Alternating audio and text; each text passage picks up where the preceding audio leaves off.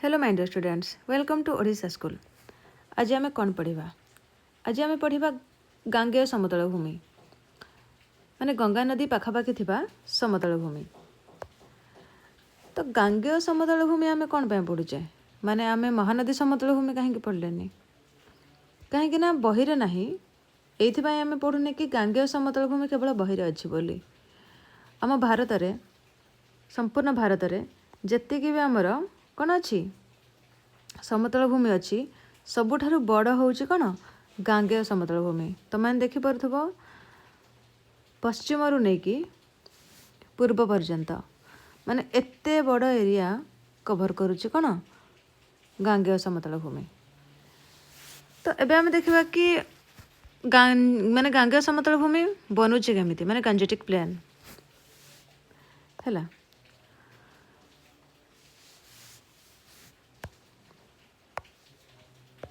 चलो ये हूँ तुम कौन? पहाड़। कौन? ये हूँ तुम पहाड़।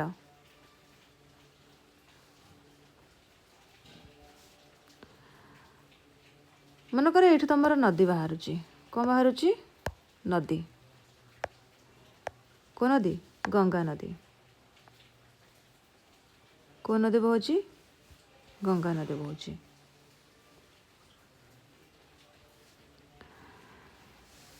केवल गंगा नदी तो नुहे, ता पाखापाखि अलग भी नदी कौन ता सहित आसिकी मिशुंट।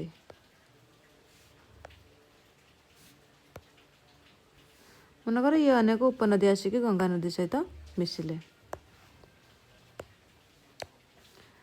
आम ताको कलर करदे ताकि तुम मैंने बहुत भलसे बुझीपर।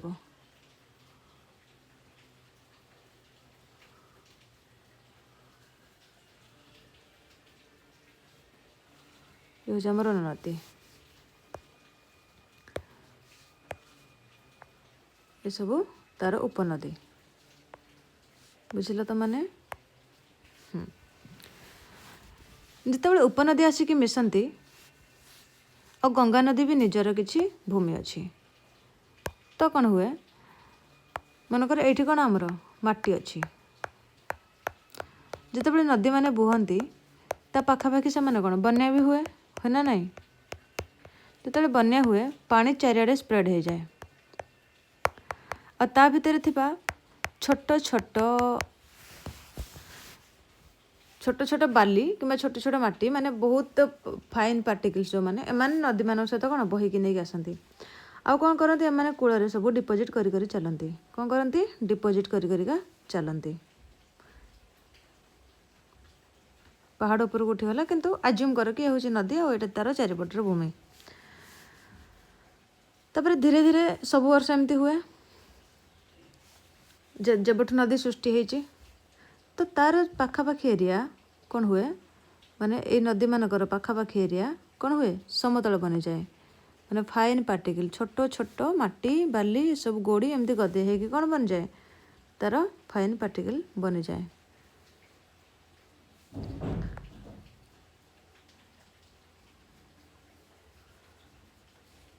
तो ये सब अंचल को कौन कह जाए? ये सब अंचल को कह जाए आमर समतल भूमि। कौन कह जाए? समतल भूमि। तो जेहेतु गंगा नदीर यहाँ हूँ समतल भूमि, माने गंगा नदी हूँ आमर कौन सबुठारु बड़ नदी, से आम गंगा नदी विषय पढ़ती। तबे बुझिपार गांगेय समतल भूमि कौन कह जाए? गांगेय समतल भूमि हूँ गंगा नदी चारिपाखे थिबा कौन थाए? गंगा नदी आमर जो अच्छी ता चारिपाखे थिबा जो उर्वर समतल भूमि। माने ये उर्वर कारण बन्या समय से जो माटी बाली ता सहित नहीं आसे से तार नदी कूल चारिपटे बिछई थाए और सेटा सब वर्ष हुए। वर्ष वर्ष धरिकी एमती है से कौन है गोटे प्लेन भूमि बनी जाए जहाँ को आम कौन ना दौचे गांगेय समतल भूमि। सेमती महानदी पाखे भी गोटे प्लेन एरिया अच्छे। आ तुम सब देखि कि प्लेन एरिया पाखे ही अधिक लोक बसवास करती कहीं से अंचल अधिक उर्वर होता है।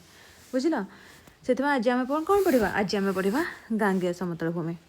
तो हिमालयर दक्षिण में कौटी? हिमालयर दक्षिण में, हिमालयर दक्षिण में कौन थाए?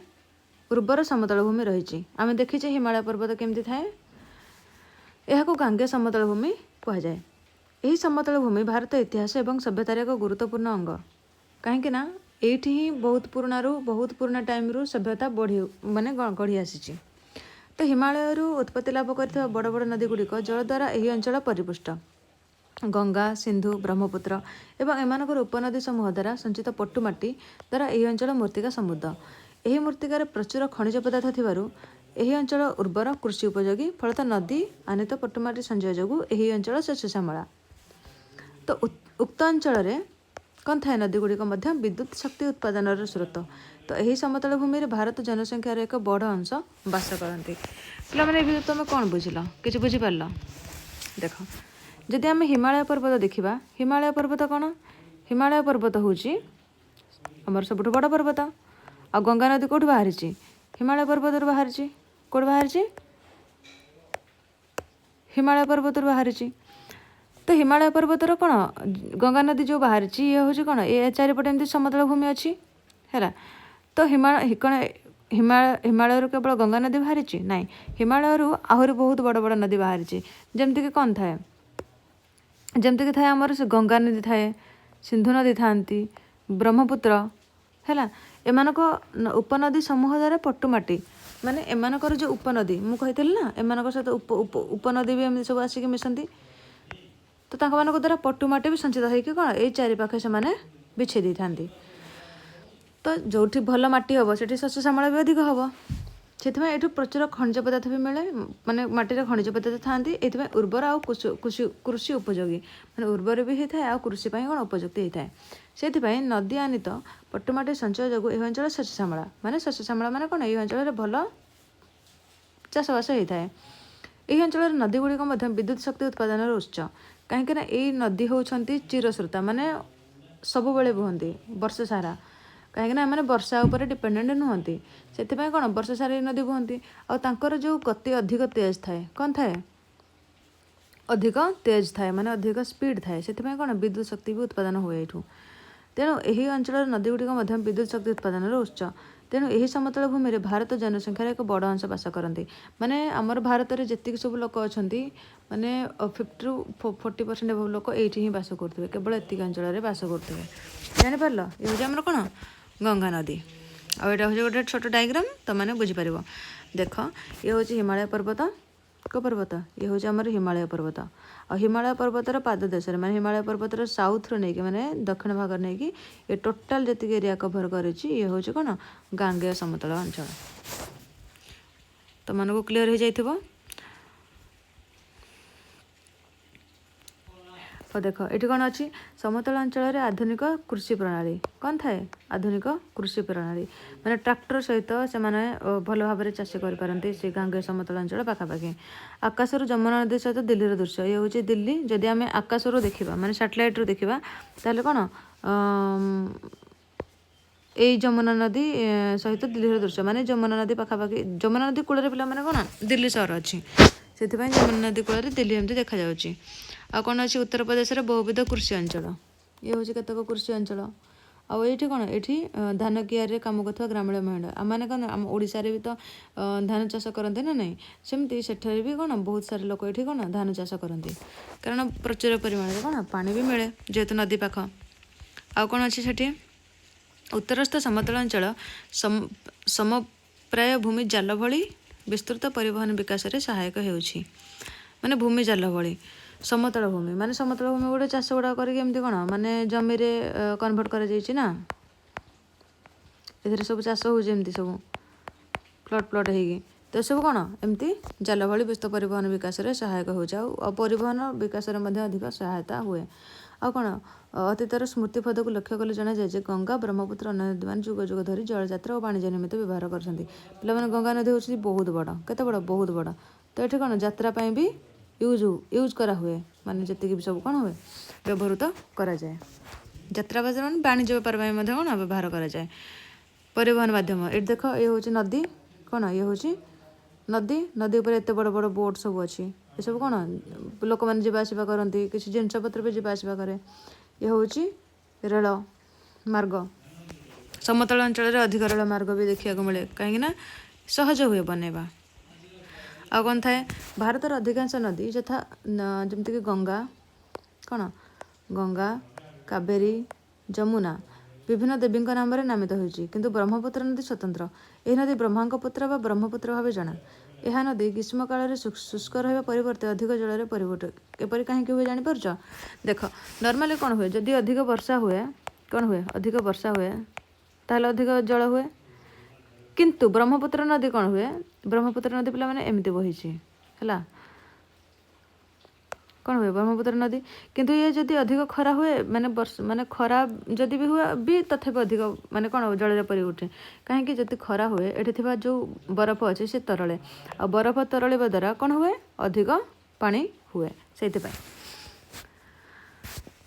आम जापारे कौन हुए आउ देख सैटेलाइट उपर ग्रहर उत्तोलन कर गांगे समतल भूमिर फोटो ये हूँ कौन ये हूँ हिमालय पर्वत धला धला देखिपार आउ ये हूँ माने एत लाइट सब अच्छी माने लाइट जिते अधिक तुम जान कि कौन से जनसंख्या भी अधिक तो ये सैटेलाइट इमेज गोटे आउ कौन कौन अच्छी आम एति देखिले भूमि देखिले आउ कौन देखा ये कौन कौन जीवजंतु रही तो जीवजंतु देख उत्तरस्थ समतल भूमि अंतर्गत मध्यप्रदेश बांधवगढ़ जातीय उद्यान में धूसर लंगूर एक काठगंडी पर बसची माने ये जो मध्यप्रदेश कौन अच्छी बांधवगढ़ जातीय उद्यान माने बांधवगढ़ नेशनल पार्क अच्छी मध्यप्रदेश जो कि धूसर लंगूर माने ये हूँ लंगूर जोटा कि कौन बसची ये हूँ गोटे लंगूर अच्छी तुम मानक बाघ देखा मिले है बाघ महाबल बाघ कौटी थाए आमर कौटी थाए वेस्ट बेंगल वेस्ट बेंगल कौन पश्चिमबंग आमर कौन थाए महाबल बाघ से फेमस बुझिपाल आउ कौन अच्छी ये देख ये घड़ियाल अच्छी वयस्क घड़ियाल लंबा ये सब घड़ियाल आउ मयूर मयूर मयूरी भारत आमर कौन जातीय पक्षी ये सब कौन तुम को देखा मिले तो पे बुझिपार ये हूँ कौन गांगे समतल भूमि आम नेक्स्ट कौन पढ़ा नेक्स्ट पढ़ा भारतर थर मरुभूमि कौन पढ़ा भारतर थर मरुभूमि थर मरुभूमि आम पढ़ा नेक्स्ट वीडियो रे तो आज आम पढ़ले गांगेय समतल अंचल तो पे गांगेय समतल आम मैंने कौन बुझिले तुमको रिक्याप कर दूची ओके ये बुझा तो गांगेय समतल मैंने आम बुझिले कि आमर गंगा नदी आमर केमती पहाड़ ये ओके कौन थिला पहाड़ थिला पहाड़ रू नदी केमती जाइए आ से नदी सहित उपनदी केमती सब कौन मिशंती तापर ये जो उपनदी मान द्वारा जो सेडिमेंट्स माने माटी माटी सब बाली आणिकी कूल सब कौन गदी था जो कौन चाष जमी उर्वर थाए आउ यही सब अंचल को कौन कह जाए समतल अंचल कहुए बुझिपार गांगे समतल अंचल क्या कहुए आउ गंगा नदी कमाई कहुए कारण आम टोटाली भारत सबुठ बड़ समतल अंचल हूँ गांगे समतल अंचल जो कृषि अधिक होता है जो लोक मैंने अधिक बसवास करती जो पशुपक्षी भी अधिक था अधिक तो कहबनी कि ठीक ठाक मिल जाती भल आउ ये हूँ आमर कौन गांगे समतल अंचल सो पे जदि न बुझीपार कौटू आउ कौन दरकार पीडीएफ कौन दरकार कि जहाँ भी कौट बुझी न पारा ताहले मत कमेंट सेक्शन में निश्चय जनइब आ कौटी भी मिस्टेक हो तो सेटा भी मोर मिस्टेक कमेंट सेक्शन निश्चय जनइब ताकि आम नेक्स्ट आउ इम्प्रूव करके तुमको आम बुझे पार ठीक अच्छे पे तो थैंक यू स्टूडेंट्स।